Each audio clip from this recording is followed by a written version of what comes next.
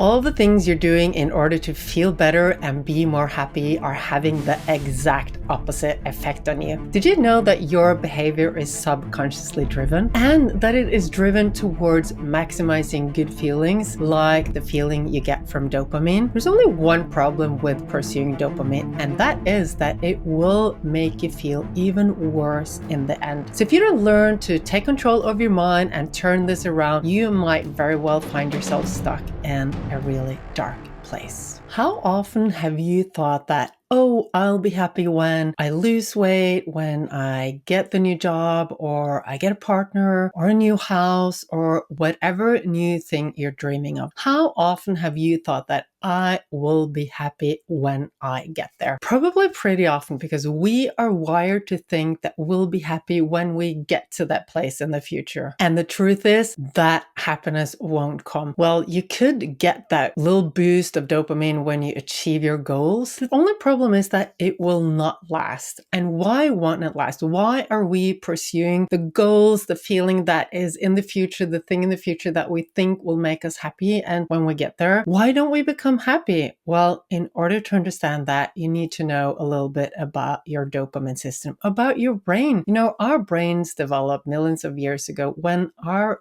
world was different. Our reality was different. Our ancestors lived in a scarce world where there was little food, there were few resources, and they had to be programmed to want more. They had to be programmed to believe that the better thing, the better life, the happier life, whatever they were dreaming of was ahead of them. Because what would have happened if our ancestors were so happy and content about their lives the way they were living? Well, they wouldn't have the same drive to pursue all the things which were important to their survival. So resources were scarce. There were many dangers. It was hard to live. And our ancestors are programmed to want more. They are programmed to want more dopamine. Did you know that dopamine is the strongest currency our brain has? In the end, everything is about dopamine. We humans, we love dopamine, and we're like rabbits running after dopamine every day. We just don't know it. And what is making us run towards dopamine? What is making us do all those things in everyday life that make us believe that we will be happy when we just get that dopamine? It is all unconsciously driven. Our subconscious mind is driving us towards whatever is giving us that good feeling, whatever is giving us dopamine. We are programmed to believe that happiness lies in achieving a goal. We're programmed to believe that happiness lies in whatever is in the future. It has always been like that, and it will be like that unless you become aware of it and stop letting it influence you. So pursuing dopamine is fine to some extent. The only big problem with this is that when you pursue too many dopamine boosting activities and things, you might end up producing too much dopamine, like using too much dopamine, which lowers your dopamine levels. You can actually get a dopamine burnout. Yes, you can actually get a dopamine burnout. Imagine a wave pool. You know those pools where kids are swimming around and once every hour they put on some waves and the waves are splashing and everyone's having fun. Okay, so picture a wave pool and imagine that this is your daily amount of dopamine or the available amount of dopamine in your body. So you always have an amount of dopamine available and your body is reproducing dopamine. The only big problem with our society today is that there are so many things that boost our dopamine so that we are boosting dopamine at a much higher rate than what our ancestors were doing. There's the coffee in the morning, there's the messages, there's the social media, the ads, phones, emails, people. You go to the gym, there's loud music, the instructor is yelling, there are bright lights, there's new stuff, there's so much stuff, Netflix, bang, bang, bang. All that stuff which is boosting your dopamine every single day. You can imagine that it's like the wave pool, and every time you're boosting dopamine, there's a new wave and there's a new wave. And at some point, the water will start splashing out of the pool and the water level will be lowered, right?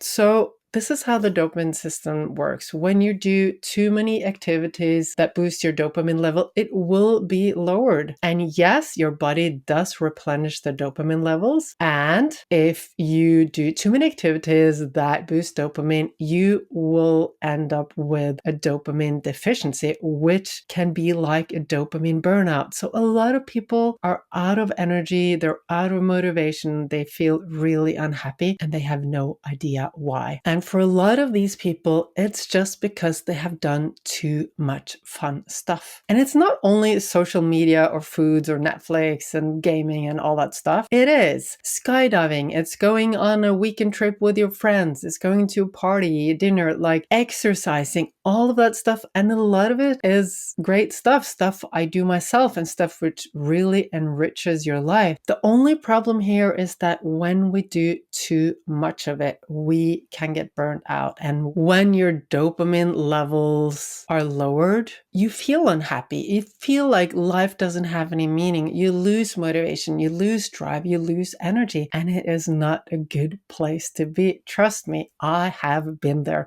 I had no idea how the dopamine system worked before, and I was always a believer of that. More will mean more. The more I do of all the fun stuff, the more fun life will be, right? The problem with dopamine is that every time you spike those dopamine levels, every time those waves splash out the water and the levels are lowered, you will feel more and more unhappy. And every time you do that, imagine this, there's a spike of dopamine. The dopamine is rising inside of you. There's so much dopamine being boosted and squirted, released in your body. Afterwards, what do you think happens? Like picture this graph, like a mountain. The dopamine levels are going up in your body. You have a baseline and the dopamine levels are going up. And what happens afterwards? Well, what goes up must come down, right? And yes, it does come down. And it doesn't only go to your base level, it goes below your base level. So your dopamine levels drop below the level where they should be, below the level where you feel comfortable, where you feel like life is good.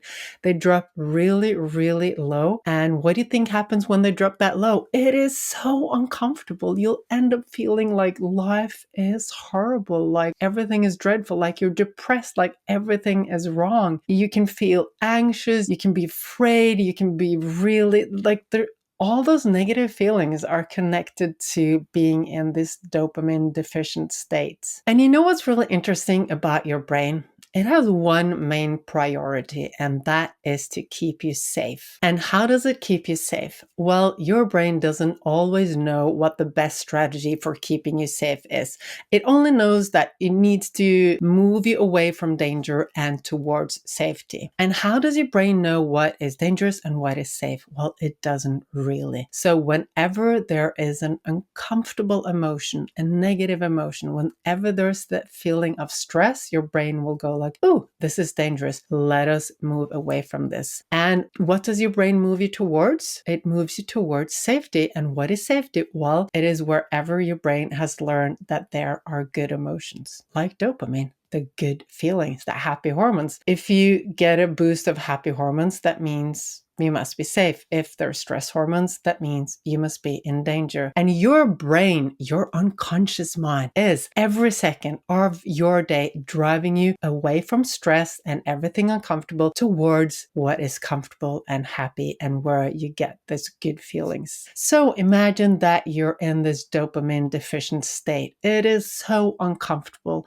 What do you think your brain does? It goes like, oh, this is stressful. This is dangerous. I need to move towards safety. What is safety? Well, safety is the good feelings. Where did I have the good feelings last? Well, it was maybe social media, it was Netflix, it was eating that chocolate, or whatever strategies you use to boost your dopamine levels. And that will be the quick fix. That is what you will drive towards unless you don't know any better. Okay, so are you getting a grasp on this? Does it sound right? Can you see the picture? Because this is really important. You need to understand how your brain works, how it is constantly driving you away from everything that is uncomfortable and towards what is comfortable, towards what your brain thinks is safety. When you know this, you can and become aware of it, you can stop and question yourself. Okay, is this behavior really the best behavior I can do? Is this driven by my brain, which is trying to keep me safe, or is this something I really want to do? And the thing about your dopamine levels is that, okay, most dopamine activities, the ones which release dopamine really quick, and a little note here, your brain will drive you towards those strategies, because where is the quickest release of dopamine? That is where we're going to go. So you will automatically drive towards the quickest sources of dopamine: social media, food, Netflix, etc. So when you become aware of that, you can stop and you can choose to do other things instead.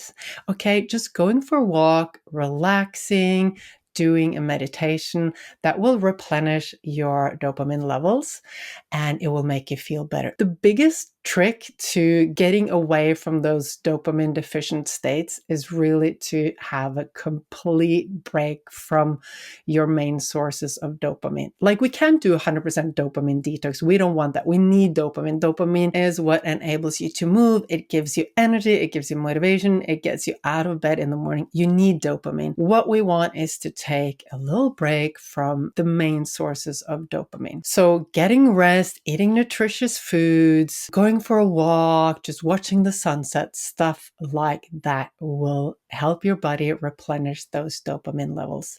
And there's another thing which is really interesting. So the nature is so smart. Your body is designed to want to pursue dopamine. Your body is designed to want to work hard in order to get to that goal, right? As we spoke about in the beginning. And when you put in a lot of hard work, like for example, if you summit a mountain, you climb to the top of a mountain, there's so much hard work. The reward you get at the top, the dopamine spike you get at the top, yeah, it will bring you up and it won't bring you below a base level. If you get to the top of a mountain, you have a glass of wine, eat some chocolate, whatever, to celebrate, you boost your dopamine levels even further, your body can handle it. Yes, the dopamine levels will spike and then they will go back to baseline. So there's a huge difference between the quick release of dopamine, the little sustainable sources of dopamine, like social media, Netflix, gaming, etc., and the dopamine you get after you've put in hard work. Doing an ice bath, for example, it will boost your dopamine levels. And when they come down after a long time, because they stay up there for quite a long time after you've done the ice bath, when they come down to base level. So putting in hard work, suffering, like being cold, being hungry, spending a lot of energy in order to get to that dopamine, it is actually healthy for you. It'll make you feel better and you'll feel better in the long run and it won't drop below base level. Interesting, huh? So when you can leverage this information and start staying away from those quick fixes, dopamine sources, and actually doing the stuff which is giving you the more sustainable dopamine, going for a walk, eating nutritious food, climbing a mountain, or just walking up a hill, doing some hard work, and then getting that dopamine, whatever thing you want to do, that will be sustainable. And make sure that you approach your life in a balanced way, because we can't, like, no matter how sustainable our source of dopamine is, we can't just go on and fill up our schedule with all those activities that are boosting dopamine, like get up in the morning, do our morning routines, go running, drink coffee, meetings all day, and then to the gym, and then It doesn't work. Okay, we need rest. Our brains need rest. Our bodies need rest. We need to allow our systems to reset. Okay. There's also one more super important thing that you need to know. Whenever you think that you'll be more happy whenever you get to a goal, it's not only your old primitive dopamine systems and programs which are talking. There's also another thing there. You know, since our brains are so preoccupied with keeping us safe, it is always working towards keeping us safe. And one of the most dangerous things for your brain is the thought of you losing the connection to your tribe. And why is that? Well, again, going back to our ancestors, their lives, their world was dangerous. They depended on their tribe. If if their spot in the tribe wasn't secured, if they were kicked out somehow, they wouldn't survive for a long time. Imagine a person all alone on the savannah. How would they survive against other hostile tribes, animals, drought, lack of food, lions, etc.? They wouldn't survive. So your brain knows that in order to survive, you need to be a part of the tribe. And a lot of people suffer from low self-esteem. And what is really low self-esteem? Well, it is thinking and feeling that you are not worthy enough, that you are not enough, that you are not as worthy and valuable as other people. And guess what? For your brain, that is the most scary place to be. If you subconsciously think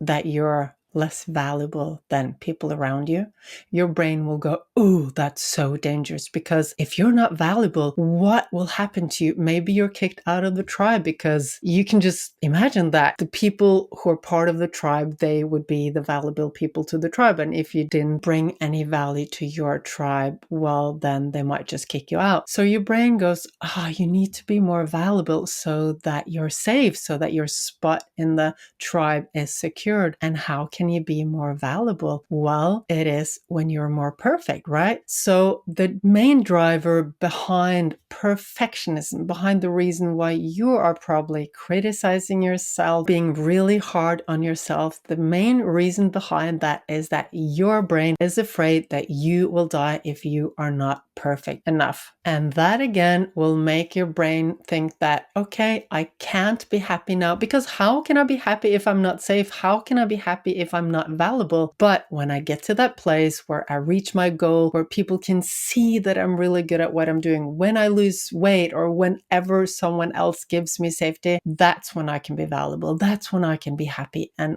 so we are constantly stuck in this loop, believing that happiness is in the future. Happiness is when we reach a goal. And really, it is not true, because the mindset you have today is the same mindset you'll have when you reach that goal. When you reach a goal, yeah, for sure, there'll be some dopamine, there will be a reward, but it won't last very long. Because what would happen to our ancestors if they found some food and there was a huge boost of dopamine and it lasted for months? Do you think they would be motivated to go out and do all the hard work that was necessary in order to get that food? Probably not. So you get a release of dopamine when you get to that goal, and then it's gone. Because our ancestors needed that motivation to go out again and again and again. So the dopamine doesn't last. So you're stuck in this loop of thinking that happiness lies in the future when it doesn't. Happiness lies in the pursuit of your goals. Happiness lies in being grateful for where you are now. And more importantly, happiness lies in liking yourself.